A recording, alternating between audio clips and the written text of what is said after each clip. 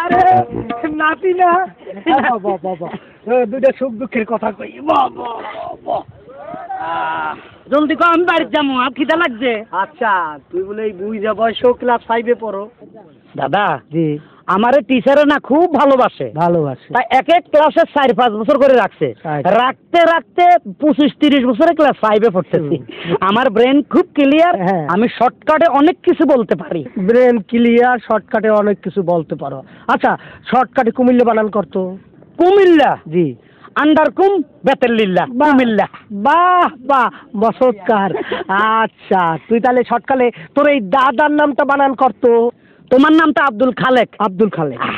আকাশের আব, মাটির দুল, আব্দুল।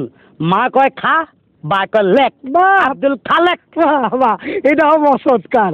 আচ্ছা এই শর্টকাট বানান বাদ দিয়া এবার একটা আসল ভাবে বানান করতো। আসল কি? এই কাপড়, কাপড় বানান কর। কাপড়? এটা কোনো ব্যাপার হইলো? কাপড়। আচ্ছা কাপড়টা দেশি না বিদেশি?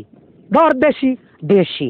আচ্ছা কাপড়টা কি মেয়ে মানুষে পরবে না ছেলে মানুষে? মেয়ে মানুষই পরবে। মেয়ে মানুষে। আচ্ছা কাপড়টা কি শাড়ি কাপড় না সালোয়ার কামিজ? শাড়ি। শাড়ি। আচ্ছা শাড়িটা কি 12 হাত 14 হাত না 13 হাত? চুপ ব্যাককেল কোয়ানকার। 10-12 বছর বয়সে বিদেশি ছেলে মেয়েরা নিজের পায়ে দাঁড়াইয়ে যায়, আর তোর এই বয়সে তোর অবস্থা কি? নিজের পায়ে দাঁড়াইতে পারছো? হ্যাঁ আবার আছে দাদা, আস্তা পাগল তুমি।